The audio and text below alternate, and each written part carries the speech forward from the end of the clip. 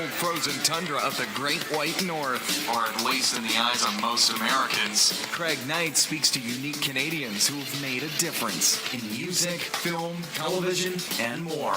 Join us for another episode of You Can Now with Craig Knight.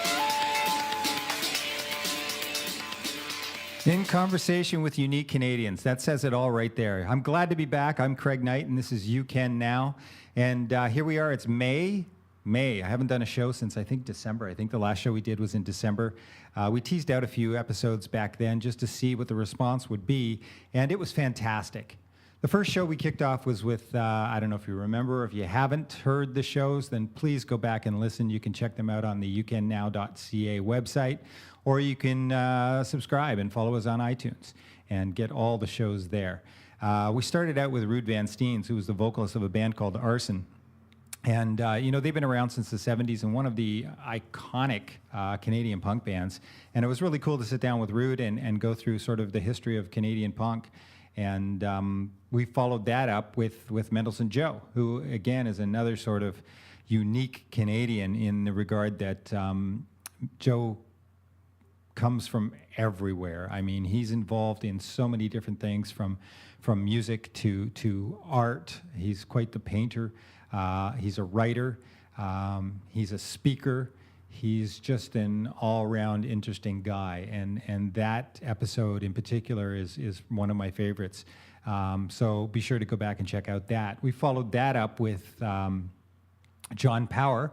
John Power is directing his first film right now. He's directing a documentary on the band Gatto, and John actually came in and talked about that and sort of, a little bit about the frustrations and stuff that he's dealing with in going ahead and producing this and directing this and working with the band and all that kind of stuff.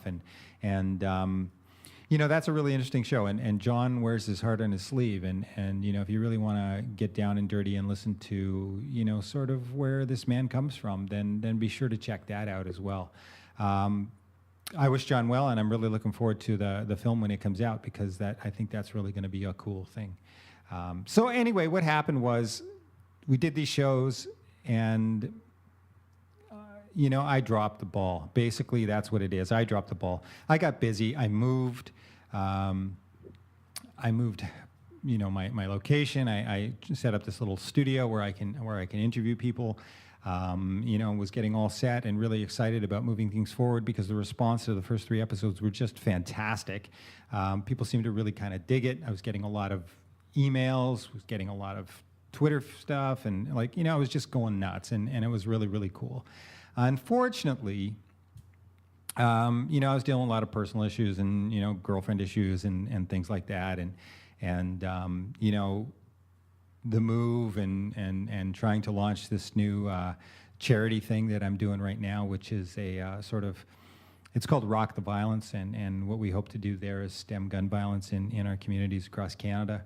So I'm working on sort of putting that together, and then also working for a living. So it's just been a whole bunch of different things that have been pulling me in so many different directions, and I really haven't had the time. Well, it's not true, because I think we always have time for things that are important to us. And I guess I just got I got beat up, man. I just got beat up with stuff, and I just didn't have the energy to do it. That's all it was. So what I'm doing now is I'm getting off my ass, and it's time to start moving things forward again. So we start today with an interview with Ted Bezaire. Ted is I hope I'm pronouncing his name correctly, because I never really asked him, and we did most of our communicating. Excuse me. I'm drinking a beer, and I'm this is the other thing before I get into Ted. I'm drinking a beer. I'm drinking an old Milwaukee Ice, if you really want to know. And that alone is a bad thing. Not that it's a bad beer. I really enjoy it. But, I'm trying to do everything I can to promote Canadians, unique Canadians in every regard, not just actors, not just directors, not just musicians, but everybody, man. I don't care if you're a painter, if you're a writer, if you're a poet, if you weave baskets, if you're somebody that's unique to Canadians, then we want to hear from you. And if you're making craft beers, I should be drinking it. So I don't want to be sitting here with my old Milwaukee. I should be sitting here with a good Canadian homemade beer. And, if you want to sponsor the show, it doesn't take a whole lot right now. Send me a case. Let me taste it. I'll promote you. Let's go. Let's put the old Milwaukee away, shall we? Okay. On with the show. So today we've got Ted Bezaire. And as I was saying, I don't really know if I'm pronouncing that correctly. Ted and I have been sharing a lot of Twitter messages and emails and stuff back and forth. So there's no real talk until you actually sit down with somebody and say, hey, so what's up? So Ted just made this new movie called The Birder.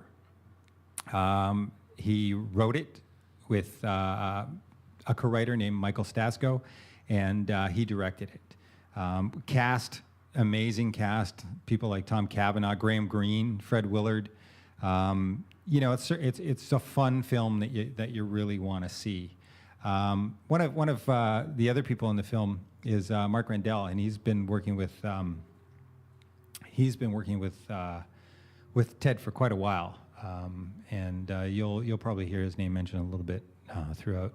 But what we've got a really cool guy who basically went to school for film, was passionate about it, stuck to his guns, and just kept plugging away. And if you're passionate about something, and you don't quit, man, you can get things done. And The Birder has been in plenty of film festivals. I think it was in Sundance. I know it's done some Canadian film festivals, and he's taking it around, and it's getting a really, really great response. And let me just pull this up here on IMDB right now. On IMDB, The Birder is getting a 7.0 out of 10, which isn't too bad. Let me look at Rotten Tomatoes and see what we get over there. He probably doesn't want me to do this, but what the heck? Let's go over there and look. 7.0, that's pretty damn good. Let me just see what we're getting on Rotten Tomatoes. Rotten Tomatoes, The Birder is, drum roll please, 83% want to see this film. How's that? Ted Bezaire? That's pretty amazing. Congratulations. So I'll put links on the website, and I suggest everybody go to iTunes and buy it. You can buy it at Walmart. You can buy it digitally. You can buy it all kinds of places. So go and get it. Go watch this film. And so the interview we have with Ted is really kind of cool. You might hear some background noise. We actually sat down in Christie Pitts in Toronto. It's not far from where Ted lives. And it was a beautiful day, and we decided, heck, let's just go sit in the park and chat. So there's a lot of kids running around having fun, and but it was just a really cool day. So, I don't think it's too distracting. I've done what I can to sort of minimize that. But give it a listen. I think you'll dig it. So enough of me talking. I'm sure I'll chirp in at the end of the show. And as always, make sure to go to the website. Make sure to let us know what your thoughts are. And, if you want to contribute, if you want to give us a little bonus, if you want to kind of give us a little pat on the back, there's always a support the show button on the website as well. So, and if you are a craft beer manufacturer, you know how to get a hold of me. Let's get on with the show. Here's Ted Bezaire. Thank you very much.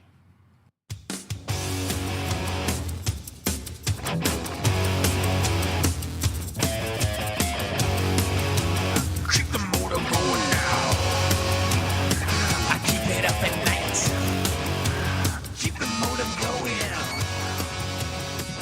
Oh yeah. So it's pretty informal anyway. We're just in a chat and whatever. And the whole idea of the podcast is basically it's to promote Canadian talent to Canadians. Right, okay. One of the things I find anyway here is that in America they're really good at promoting their talent and sort of creating the whole star system and everything. And you ask anybody in Canada to name 5 actors or directors, and it's tough. Yeah.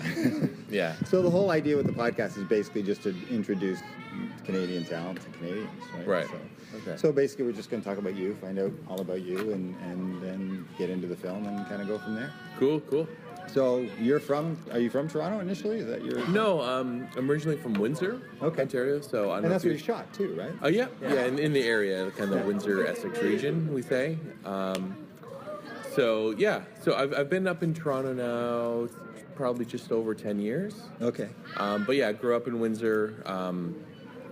started making films in Windsor. Oh, you did? Yeah. Yeah. You did short films and stuff. Yeah, like in high school and, Oh, yeah? and whatnot. Yeah. So that's kind of when I really got into it. Did you do the film school thing, or you just kind of? Yeah. Afterwards, I went to the University of Windsor after high school, which has a communications program, which part of it was a film school. So did you use a lot of the stuff that you shot in high school as your sort of entry into film school? Or? A little bit, yeah, a little bit. But the University of Windsor their film school isn't as well known as a lot of the other film schools because it's not specifically it's like a fine arts program or something else, or right, yeah, exactly, right. It was more of like a media kind of theory thing, but they had this section that was film that was kind of this hidden gem. And it was really great because we got in there and we were shooting on 16 millimeter film, cutting. Oh, really? Oh, yeah. Actually physically cutting, film and putting it together and all that sort of thing. And so it was a 4-year program, and over those 4 years, it was really immersive, really kind of hands-on basically. Looking back. And even while I was in there, I was just like, this is a really great program, and I'm glad that I had the opportunity to actually cut on film, because I think doing that, it kind of... Have you ever done that since? No, exactly. Yeah, that's the only time. But I think doing that kind of gave me that understanding, that theory of why you're doing these things on the computer. There's things, physical, practices that were in place that it all makes sense. And, long story short, I had a really good time at the University of Windsor and learned a lot. And so we're coming, I had some friends and whatnot that I went to school there, and we're coming up to the end of, our university, and we're like, okay, what next, sort of thing. And, a friend of ours had gotten a recommendation for the Sheridan program, which was new at the time. It's called the Advanced Television Film Program. Okay. Is that in Toronto? In Oakville. Oh, it's in Oakville? In Oakville. Okay. And so I don't know if you're aware of Sheridan's animation program. I've heard of their animation program. So their animation program is pretty well known around the world, and it's kind of world renowned. And I think at the time that they started this program, it was they were trying to do the film side of that. So they had this great animation program. They're trying to build this great film program. And I think we were probably the third year it was going. Mike Stasko, a good friend of mine, and Eric Schiller, another good friend of mine from Windsor, all got in. There's only 40 spots a year, and the three of us that got in, which was and this was cool. after you got your degree. Yes, exactly. Yes. So we both, all of us graduated from the University of Windsor, and we're just all of us were really into film. We're like, okay, what next? And just kind of students just what to do now? Let's just continue taking, going to school, right? So and we'd heard good things. We'd heard good things about the Sheridan program. And so we all applied, we all got in, and we all moved up to Oakville for the year. And so that was a really, that was an interesting step. So what was the difference between the university and this particular school? Well, this one was definitely more, Was it more project-oriented? Yeah, it was, a big thing that they were trying to do is, they wanted to make it like the industry. Right, so whereas university was you'd make these films, you're kind of on your own, kind of do whatever you wanted, how you wanted to do it, sort of thing.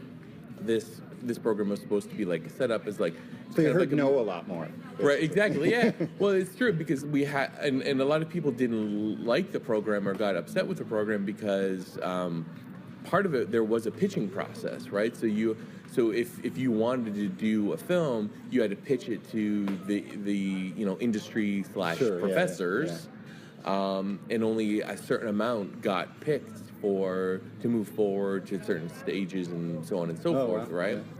Yeah. So that was interesting. Plus, we were dealing with kind of state of the art equipment as well. which was great. Like, again, like at University of Windsor, we were probably, a half step or a step behind, whereas at Sheridan, we were like a step ahead of the industry, actually, which was, so it was a great, kind of great advancement that way. And that was just a really fun year of just like filmmaking. Like we were like kind of thrown in this world and post and actual production they had different streams that you kind of focused on, right? Okay. So they had like a directing stream, a writing stream, producing stream, a post, sound, things like that, right? Yeah. So you'd kind of pick your stream and kind of jump in there and focus, right? So mine was writing and directing, and you would kind of then pull from the producing people and pull from the post people, and you kind of build your team sort of for your main project for the end of the year. So and that was a 1-year program? Yeah, that was a 1 year, like 8 months. It was like September to April sort of thing. But yeah, so that was a real interesting time, just kind of jumping in and doing it, and I say this a lot too, is the one thing that we pulled out of there is not necessarily like the skills, and like of course you can learn that and whatnot, but a lot of it was the people that we met. That's what everybody says about film school, right? Yeah. It's a networking thing. Right? Yeah, exactly. Like Kevin Smith says he hated film school, but it was about meeting Scott Mosier. Right, exactly, right? And the funny enough you use that example is because that's where I met who would become my producer basically for the next 10 years. Yeah. So it was there. Funny enough, when we were at Sheridan, I actually never worked with Jerry Latman, who became kind of my producer, but he was known as like the go-to producer guy, which was kind of funny. But I also had some producing leaning, so I did a lot of my own producing as well, and so for my short film, I handled most of that, and then I also kind of knew Eric and Mike and that. So were you kind of isolated in the school thing, or were you hanging out in Toronto too and sort of getting into the scene here and doing Not so much. It was pretty isolated. It was like this little filmmaking island. Yeah. And it was great. It was a really great year. I would come into the city a little bit. At the time, my girlfriend, now wife, was going to Ryerson. Okay. So I'd come in, on weekends and whatnot, and we'd see big Hollywood movies being shot and whatnot. I remember we watched My Big Fat Greek Wedding being shot. Oh yeah. And so then those were like one of my first like experiences of actually seeing a quote unquote real movie being shot, which was kind of exciting and things like that. But yeah, for the most part, we were off in this little filmmaking bubble in Oakville, which was great.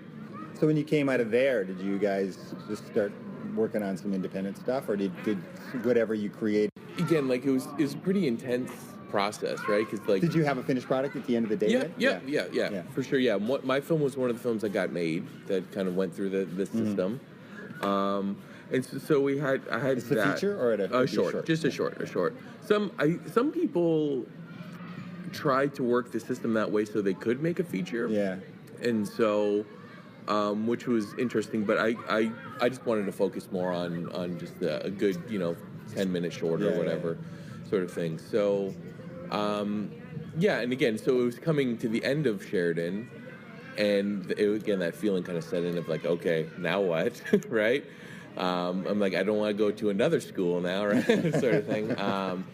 So that was an interesting time of kind of looking in, like what was going on, what I could do, what options I had, and I remember looking a lot into like grants and things like that to make like another film or whatever, and I was lucky enough, almost immediately after Sheridan, I found out probably in June, we graduated in April, that I got this grant called the Course Entertainment Young Filmmakers Initiative. And it was in conjunction with the CFTPA, and they basically gave out it was like 4 or 5 grants to like young filmmakers to make their first, again, quote unquote, real short film. So that was exciting and that was great, and that was like a nice little boost right out of film school to be paid to make a film. So it was on that film where I was like, okay, there's real money involved. I don't necessarily want to be dealing with, you know, all the financials, all the contracts, all this sort of thing. Maybe I should find a producer to come on and help me with this. And so then that opened the door. So I thought back to my Sheridan days, which were only a couple months prior. But it's like, okay, Jerry Latman, he was kind of known as the producing guy. He was the go-to guy, even though I didn't use him on my project. He was known as that guy. So I gave him a call. I'm like, listen, I got this grant.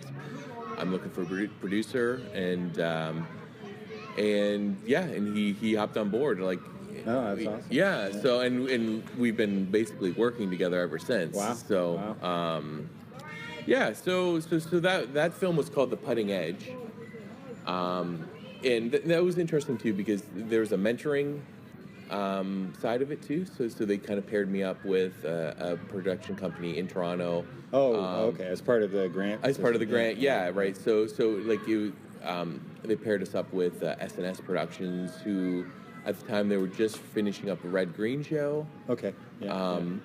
So I got to work with them, and it was like an interesting relationship with them too, because they were at a bit of arm's length, but they were there if we needed anything. Like, so if we needed a question, or like they gave us their equipment truck, you know, things like that. So that was an interesting relationship, and it was really good. So so that film was called The Putting Edge, and it was about mini golf, and it was a little, you know, it was like a 5-10 minute comedy or whatever. Yeah. And so that ended up playing on YTV. Oh, wow. Which is again, like for a film student, like right out of film school, is kind of a cool thing. How were they have. programming a short like that? How did that work? I think they were just using it as like interstitial stuff. Okay. So like if you know something ran, you know, 24 minutes and they needed to fill 6 minutes, they'd throw in a short or whatever sort of thing. So that wasn't uncommon for them. They were doing that. I think so. Yeah. Well, and I think part of the program, it was specifically like it will be broadcast, and they, whatever way they would make that happen, they would make it happen, sort of thing. So I think it was about getting. How many times was it broadcast? Just at once, or what did they loop it? I think probably just a handful of times. Yeah. Handful That's of cool. times. Yeah. Did you know when it was coming? Did you all sit around? They gave me notice, which I've learned is not necessarily that common. People giving info is tough to get sometimes, but yeah, they let us know. Yeah, so, that's cool. Yeah. So for coming out of film school, it was a great experience, and you know.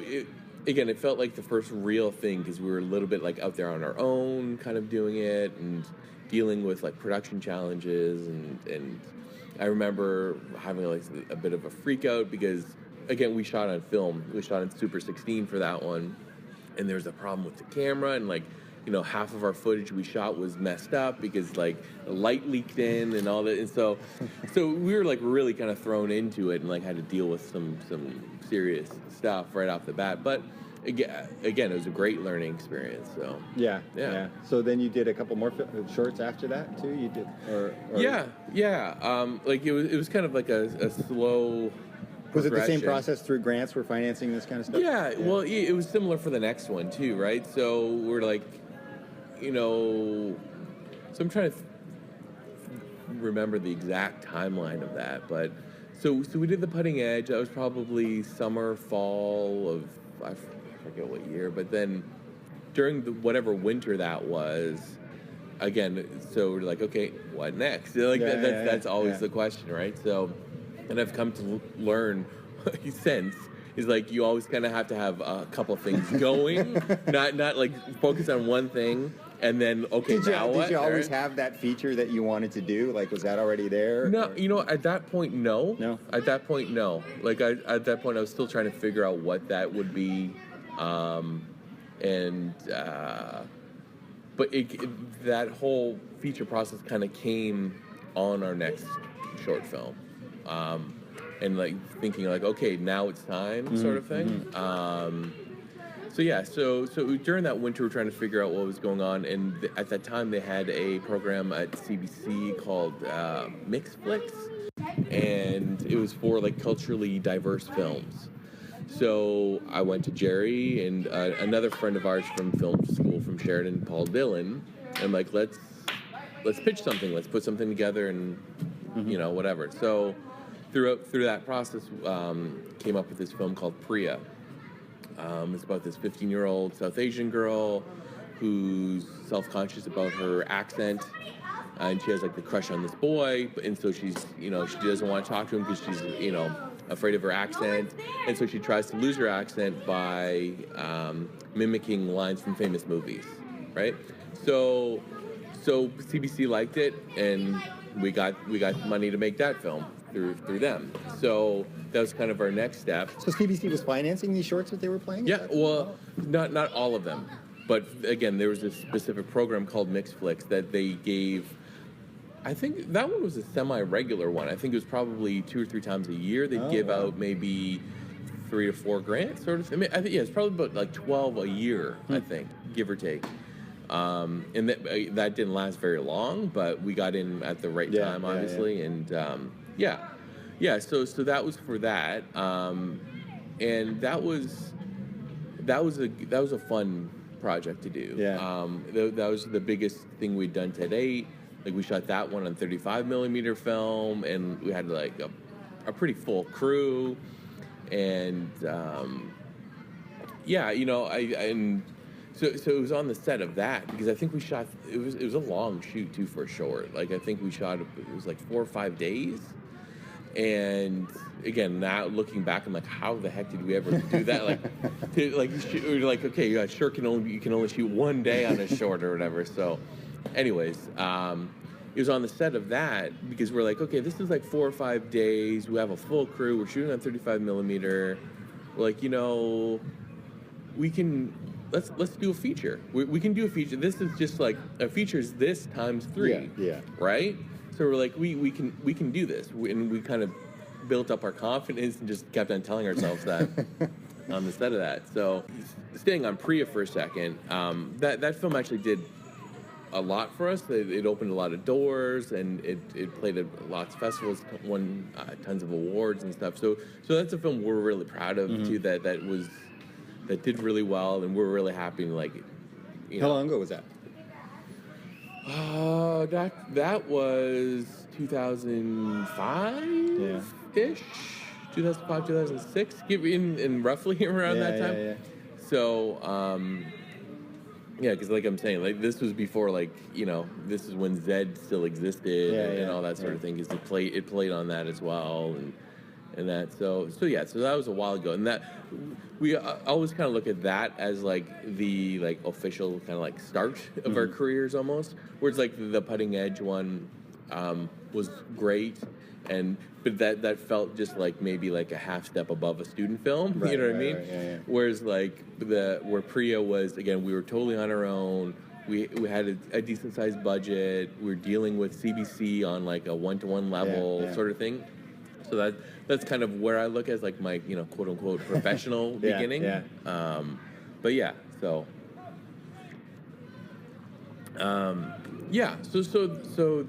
that film did really well for us, and like I was saying, it kind of gave us some confidence of let's do a feature.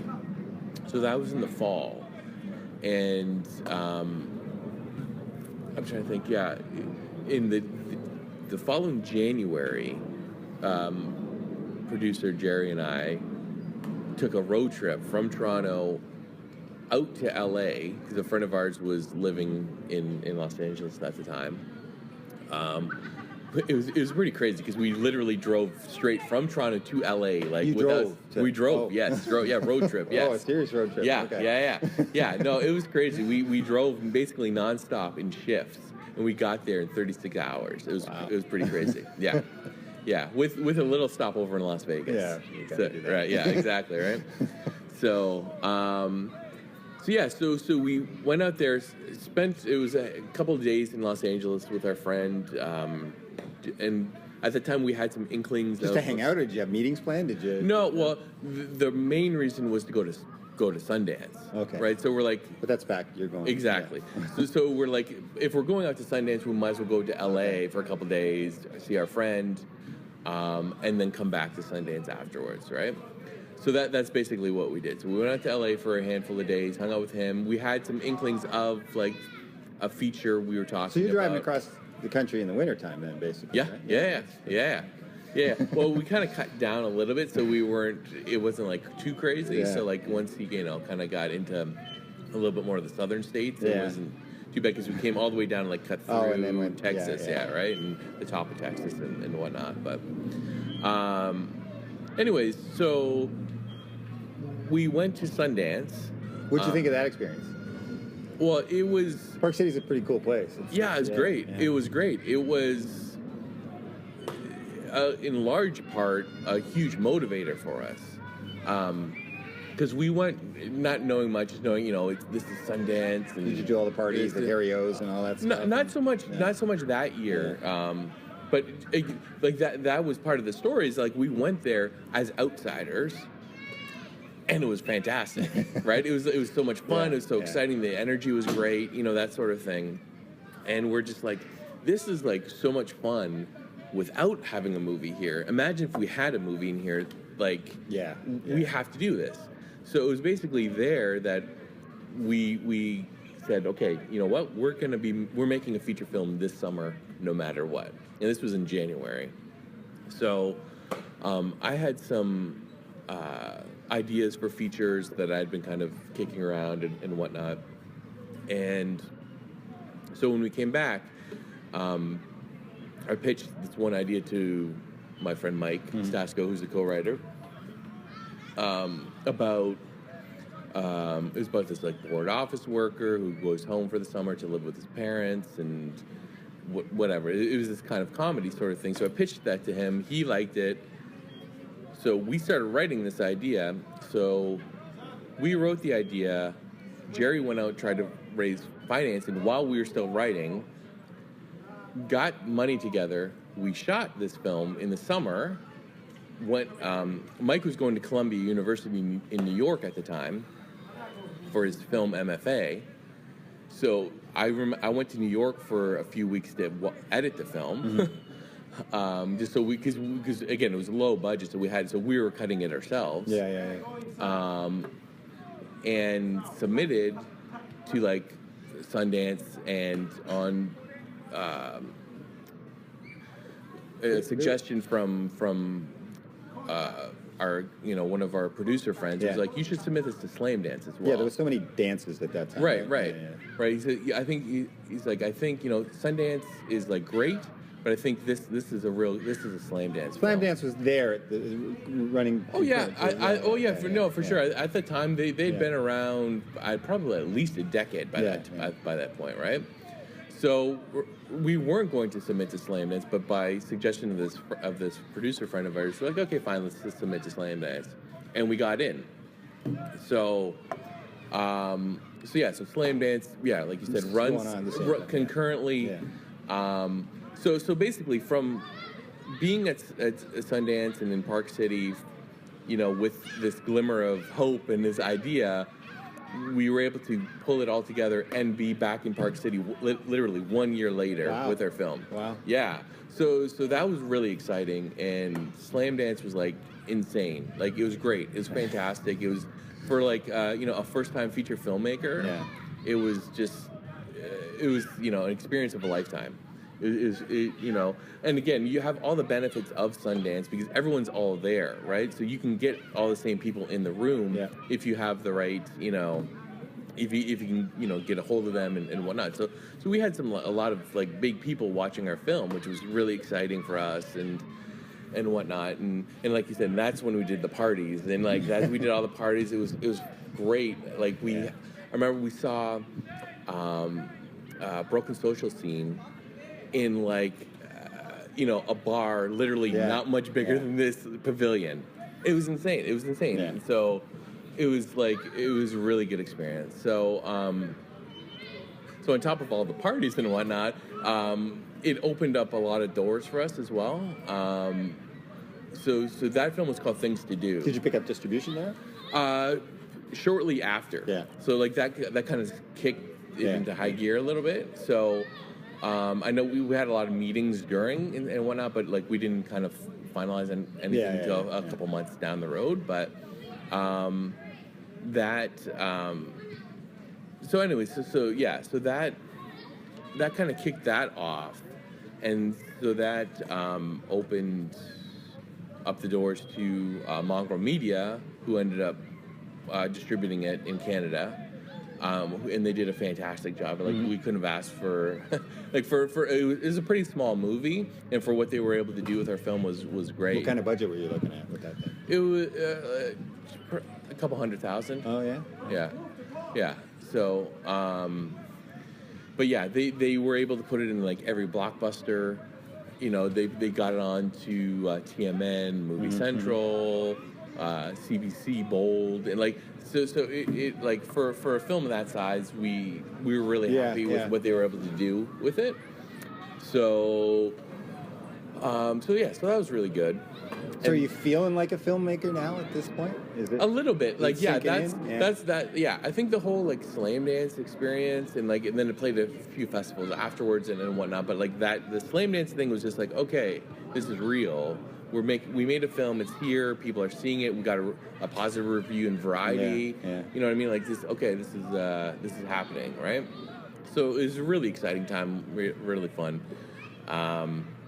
You know, and then years of development, right? So like that's you know, it was an interesting transition to see a different side of the process of the filmmaking process, because with things to do, like I said, it was very fast, right? It was literally 1 year from idea to completion to premiering at Slamdance. You know, the next project, The Birder, which is the new one that's out now, you know, talking about 1 year process to 7-8 years. You know, like it was a very big difference. But you know, learned a lot along the way, and I you know, in retrospect, I don't think I would necessarily change anything either. Like I think the process itself was very helpful in terms of just our writing and whatnot. Right. But yeah, so yeah, jumping back to things to do and to kind of the bridge to The Birder, someone at Telefilm had seen things to do and saw some sort of potential in it or whatever, and called us in to be like, hey, what are you guys thinking? What do you guys have next? That sort of thing. And I know we had at this time we had that what's next kind of sort of beforehand, because I know when we went to Slamdance, Mike and I were kicking around ideas of like, hey, if this ever comes up, we should have something to mention, like, oh yes, we're working on this treatment, or at least have an idea, right? So before we went to Slamdance, we were kicking around ideas, and so we had like an outline of this story, which would become The Birder, about this teacher, down and out teacher who's a birder, and this sort of thing, right? So this was in the spring of that year. The Telefilm kind of pulled us in and said, hey, what do you guys got?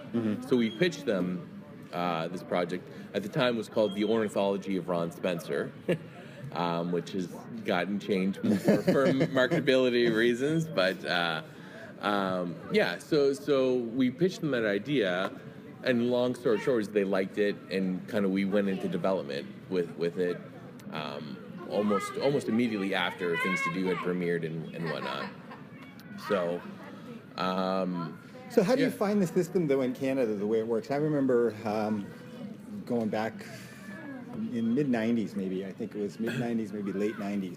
I had a project that I was going to develop, and actually went to Canadian Film Center. Colin Brunton was there at the time. Okay, right. And I remember talking to Colin at the time, and he's like, don't bring it here, because you'll never make a penny if we do it here. Right. It's, you want to do this on your own so that you can actually do something with it down the road. Right. So how do you find sort of the way the system works with what you're doing now? Like, do you find you're able to sort of, like, are you doing it independent of the Canadian sort of system, or are you in this Canadian system?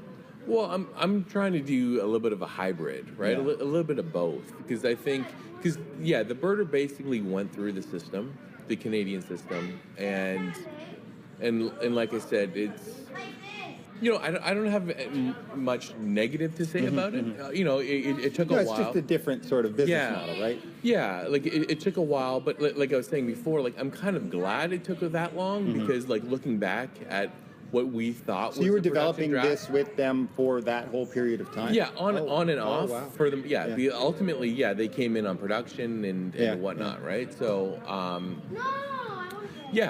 So, again, like when we were ready to shoot, and looking back at those drafts, I'm glad we didn't shoot because because we were just, again, we were like young, like let's do it again, and I'm glad we didn't, right? So like I'm thankful for that. Like I really do think that the film got better with each pass and each year and whatnot. So obviously I think, and all that too wasn't necessarily writing, right? Because like I think the writing phases were a handful of years, and then there was like a bit of a financing stage too, that we had some false starts here and there, and we were ready to go, and then a couple things fell through, and then we were ready to go again, and then this fell, So had you had various casts throughout that period of time too, as you were going through the financing? Yes and no. Yeah. Nothing major. There was a couple cast changes that would have been kind of major. Majorly different, but for the most part, we had a specific kind of cast in mind. Yeah. So, I think we're happy with I don't think, I know we're happy with who we got, and and looking at the film now, like I can't picture anyone else in those roles. It's just like they so totally embody. What was the shoot time on this one? What was the production schedule? We shot, it was... And you shot in Windsor, right? Yes. Yeah, 18 days, I think. Give or take. It was like 17, 18 days. It was an interesting shoot, too. Again, I think obviously with each project you try to learn something new, and dealing with someone like Tom Cavanagh on this one, who's like the star of the film, and who's like basically in, 95% of the scenes. I think I learned a lot dealing with him. Just, again, as, I don't have crazy amounts of experience on set. I've made 2 feature films now. I've a handful of short films. But, like, with Tom, he was kind of like the first, I don't know, not like veteran, or like he was, you know what I mean? Like, he was like, because I don't want to say like the other actors were like professionals, right? Because they were, but like he's been in the business for 25 years. He knows what he's doing. He know that sort of thing. So dealing with him was definitely a learning experience, and I learned a lot. Just how to deal with actors and how they want to hear things, and how they view the scene, and how they view their character, and just even like little basic stuff like that was very helpful. Do you like that part of it? Are you more of a technical director or more of an actor's director? Yeah, I think, I definitely have, a little bit to learn on the actor side for sure. So I think I started off more as a technical, like, okay, let's set up the shot this way, and like the camera will move over here, this sort of thing. Yeah. Whereas, I'm slowly coming around to like, okay, it's more about the actor, it's more about the character, and you could have a static shot as if those characters are coming alive. It doesn't matter what the shot looks like. You know what I mean? So that was interesting. And again, like on this film, we're dealing with an actor. Like actors like Graham Greene, Academy Award nominated actor, and again it's just little old me, kind of like telling this guy what to do, was a little intimidating, but you just kind of have to forget who he is. Guys like that are amazing. I met again, going back to my little playing around in the film interesting. I wrote this script years ago, and what it was going to be, it was a short sort of leading towards a feature. So I was going to shoot a short, but not just for the sake of a short, but it was almost a prequel to a feature film. And I started passing the script around, and I was in a Lightman's bookstore one day. Okay. I don't know if you remember that. Yeah. They weren't even around anymore. But I remember being in a Lightman's bookstore, and I was on the ground looking at some film books or something, and these cowboy boots come up beside me, and I look over and I mean, it's Don Franks. Okay. And I'm like, wow, Don Franks. And he's like, how do you know? Like, I was a young guy at the time. He's like, how do you even know who I am? Kind of thing. And I'm like, oh my God, you're like a legend kind of thing. We ended up talking, and we went for coffee. Oh, wow. And I told him I was doing this project, and he said, yeah, let me read it. Right. So I gave him the script, and he's like, hey, man, I'm there. Wow. I'm like, really? He's like, you want me to just hang out? I'll hang out. You want me to be in it? I'll be in it. I'll do whatever you want. And just like talking to this guy with all these, years of experience was just so huge. So I can imagine having somebody like Greene on set. No, for sure. He, again, like I said, it's a little intimidating, but like he made it very easy. Right? How do you go to the guy like that and say, try it like this? Well, exactly. Well, that's the hard part, right? It's just like, what do I have to say to this guy that's going to make any sort of difference? But he was great though. Like, he did. I did have a couple of tweaks here and there, and like he took them like an Academy Award nominee. You know what I mean? Like he was great. He was great. He's a lot of fun to work with. A really dry sense of humor too, which was fun and cool. And then. And the same thing with Fred Willard too. This is like a comedy legend. He's a comedy idol of mine. Yeah. How'd you score that? That's. The short answer is we sent them the script and they liked it, and he said yes. Like that. That's the basic story of it. Did you shoot him quick? Was he in and out fast? Or? A couple days. He was there longer than Graham Greene. He was there I think about 4 days. Yeah. 4 days. Graham Greene was in and out in 1 day. Yeah. So, but yeah, I say that, Fred Willard,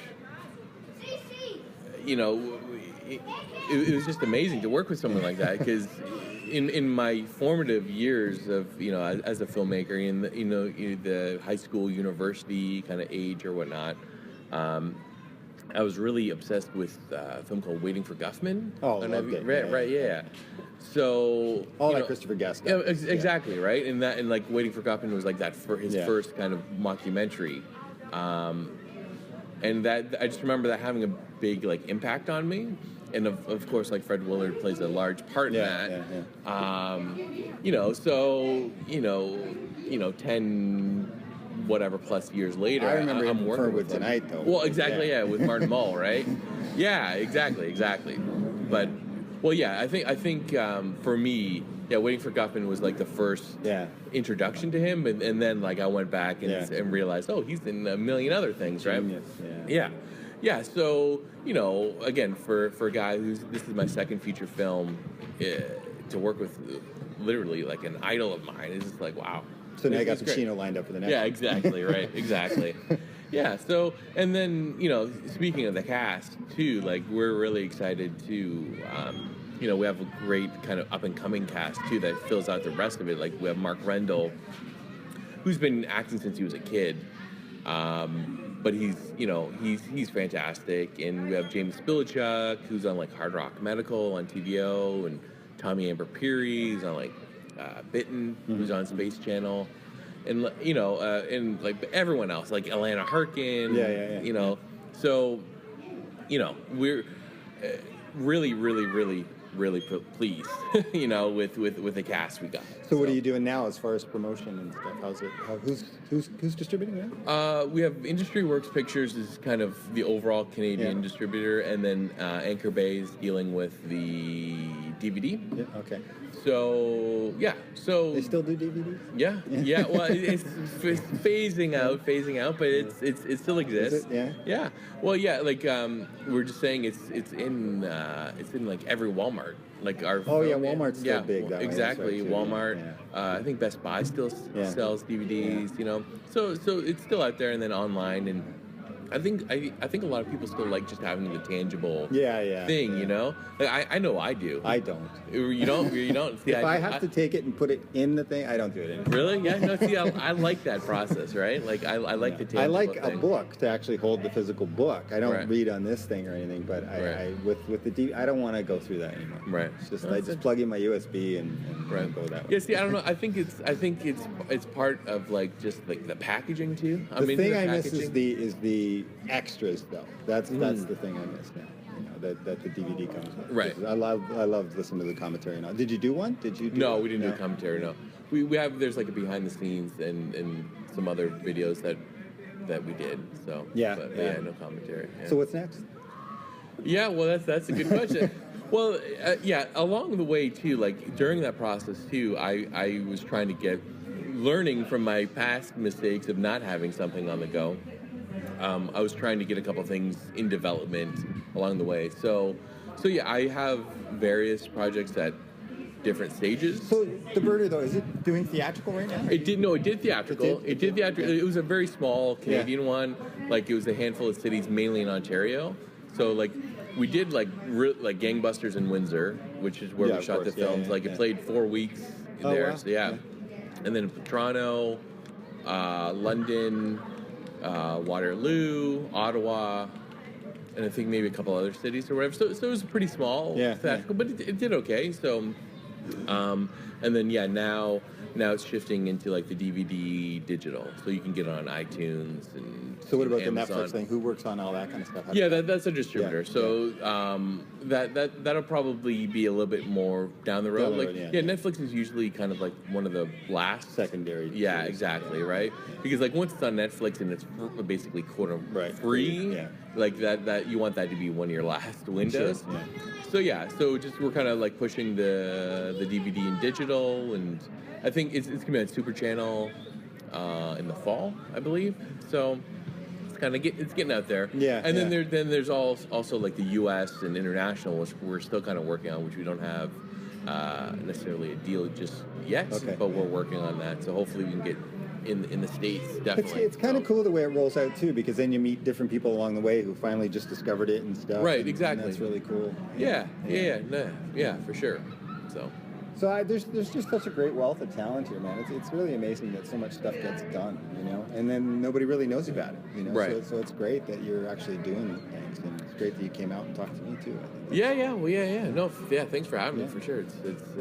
It's fun because like you said, like to have this opportunity to discuss your work you don't get it that often. So what do you do now? Like you've got to, like, I've never gone that far with the films. I used to do magazine stuff and everything, and I did when I was in Park City, I was there because I was doing a magazine called Razor Magazine. Okay. Yeah. So we were sponsoring some events and stuff like that. I think we sponsored Trauma Dance. Okay. Right. So we were there with that, and I got to sort of like you. I was sort of on the peripheral of the thing. I was kind of in, but then I wasn't a filmmaker, so I wasn't there. Right. And most of the film stuff I've done, like right now, I'm doing some comic books that I'm turning into film and things. And I got Anthony Cipriano, who created Bates Motel, who's interested in one of my comic books and things like that. So, but I haven't ever done anything. You know, I've never completed that sort of project. It was cool to have a magazine out, and you know that people were buying it or looking at it in bookstores, and that was really cool. But how do you feel like when you have a film now? Like, do you feel like this sense of accomplishment? Do you feel like, are you proud of yourself? Is mom happy? My mom, she's Italian, so she's very emotional and very very very proud. She tells everyone she can. Oh, you have to go see the Birder. So both my parents have been very very supportive. So how long have you been done now? When did it wrap up? Oh, it's been a while. Yeah. How long have you spent editing? Editing was a while. It was almost a year, actually, like on and off, like obviously. But business-wise, when you're working with somebody like Telefilm or whatever, do you get Final Cut as a director? I think technically, yes. Like they never. They kind of defer a little bit more to the distributor. So if the distributor has issues, then we kind of deal with them. Yeah, you get notes, but nobody ever said like no or right. Yeah, you know, our relationship with Telefilm was always a positive one. Yeah. Like I don't know, sometimes you hear these like horror stories of like notes and like, oh my God, they wanted to ruin my film or whatever. you know, a lot of that's just ego too, right? I think so. Yeah. I think overall it was pretty positive, and like I think some people lose the collaborative nature of the medium sometimes, right? You know, and it's mine, you know, and then if anybody has anything to say about it, you get protective and angry. And, right. Yeah. Well, I think that's funny you say that, because that's one thing that I kind of tried to learn from my first feature to the second one, was just kind of that letting go a little bit. Right, whereas I think on my first feature film, I was a little bit more. It's hard. Micromanaging everything, and then I don't know. I just had this, this epiphany of just like, hire the right people, let them do their job, and everything will be fine. So did you in pre-production, were you doing read-throughs and stuff? Were you a little bit? Yeah, a little bit. Did you find you tweaked a lot of stuff after that? Yeah, I think so. A little bit, because Mike and I did have a very kind of specific story and specific through line, and that's one thing that we heard comments a lot about, is about like how everything was kind of connected. Mm-hmm. So like if you removed this, it didn't make sense down here, sort of thing. So, but yeah, obviously there was tweaking, even on the day too, like when you're shooting and like, oh, this scene's not working, might go. While I go shoot this scene, Mike go rewrite this the scene we're shooting this afternoon. So when Fred Willard's reading your lines, for instance, is he improvising at all on that, or a little bit, but he didn't go off too much. Yeah. Too much. He stayed to the script pretty closely. Yeah, that's pretty cool. Yeah. So, yeah, it was cool. Because the clips I looked at, I mean, I'm looking at watching him kind of reading it. It's like, wow, it's like they wrote specifically for Fred Willard, because it was so natural the way he was delivering it. Right. Yeah. I think. Well, especially once we got a little bit closer to like casting and production, we did probably do like a little pass of like, okay, we want Fred Willard. Let's kind of do a Fred Willard pass and make it kind of more in his voice, or Tom Cavanagh. Let's kind of try and do a little bit more in his voice, or whatever sort of thing. So. Sure, that goes on. Yeah, for sure. Yeah, that's awesome. Yeah, that's awesome. So I can buy it now at Walmart? Is that what you're saying? Yeah. It's Walmart. It's on Amazon, iTunes, Google Play. Basically most places where you can still buy DVDs and pretty much all the digital stuff, like it's on PS3 network or PlayStation Network or whatever. So. Oh, that's cool. All right, cool, man. Thanks. Thank you very much. Yeah, this is cool.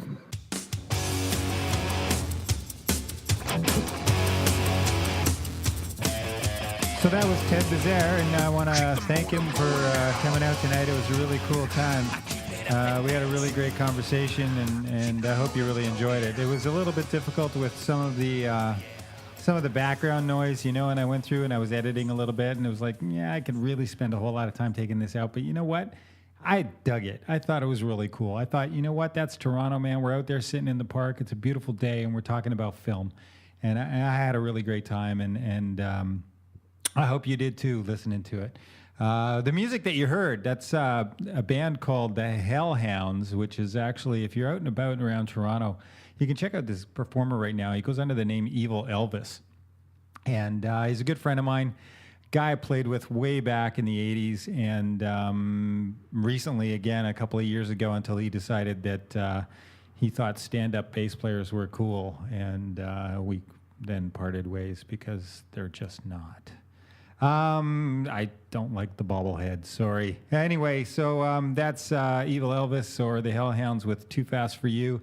And that's it for today. So let's tune in next week, and we'll see what we've got going on. Don't forget to tune into the website and check out some links to the Birder, to Ted Bezaire's website, to IMDB page, to iTunes, where you could buy the movie, and all sorts of cool stuff. So that's all. Stay tuned. More to come, and let's keep this on a regular basis. I miss you. Ciao.